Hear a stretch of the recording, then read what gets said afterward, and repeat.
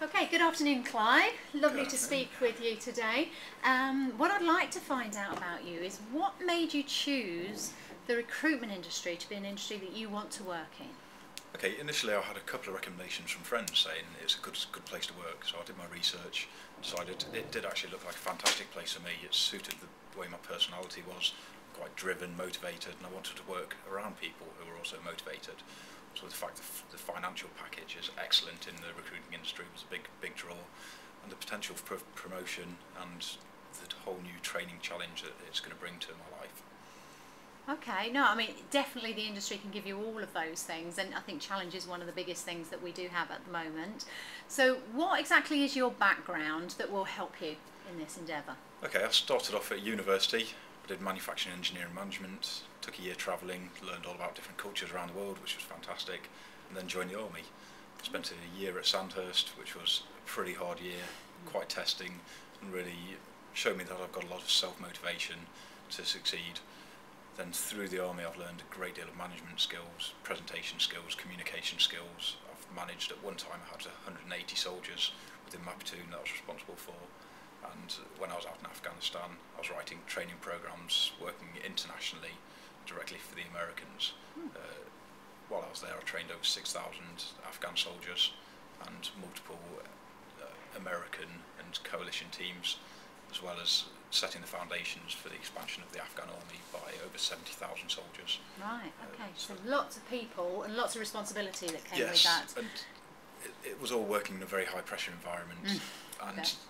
under a lot of time pressure, because it was very politically driven there, and you got a time limit to do things and make it work with very limited resources, and it was quite challenging in that way, and I thrived in that environment and really enjoyed it. Okay, well, I think you've answered most of my next question actually, which is what do you think you can bring to a company if you were working for a company here? So apart from all those other skills that you just mentioned, what else do you think you could bring for a company?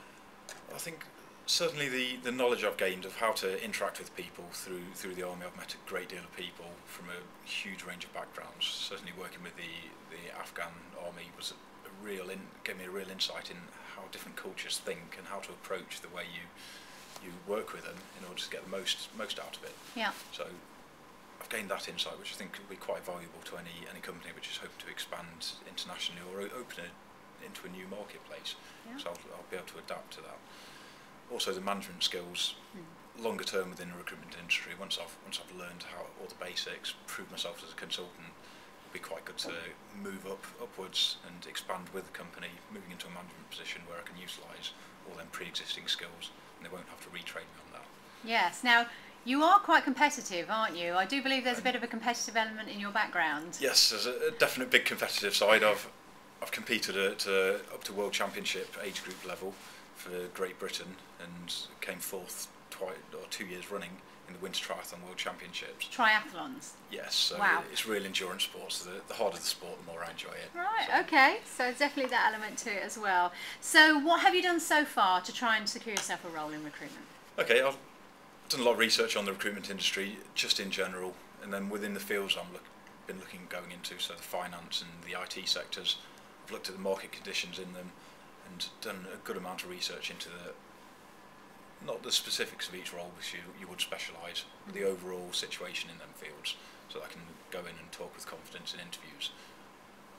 And now, since I've been for a few interviews, got through the rounds quite well, but then have hit stumbling blocks at the later stages. Right. Decided rather than have that put me off, I'll actually go out and take the points and try and improve myself. And the last two interviews I got a lack of sales experience, although more experienced candidates within the sales and recruitment process. Right. So I found out there were courses going and was offered a course by Lander Associates, which has been excellent so far. So I'm hoping that this will really give me an advantage when I next go for interviews, because I've got a full understanding of the recruitment industry now.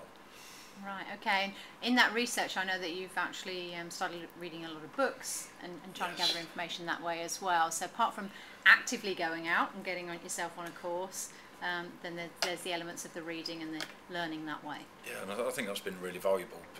By reading around a subject, it gives you a good understanding. Certainly I've read into the sales aspects and how specifically to interview people, what words you need to use, how you need to be quite careful in what you're saying, and just general good tips, which are then reinforced by the course that I've been on. And I'm hoping from this as well to go on to a week's placement with a company to really put all the training I've had into practice, so that I'll become a lot more credible when I go for the next interviews and have that final string to my bow. So the next time I go into an interview, I'm going to get a job. You definitely are. You definitely are. Now, I know that's already been organised for you, that you've got a week's placement with a company to put all these skills into practice. And I certainly believe it's not going to be long before you actually secure yourself that role in a recruitment company that you want to work for. So thank you very much for your time today. Thank you.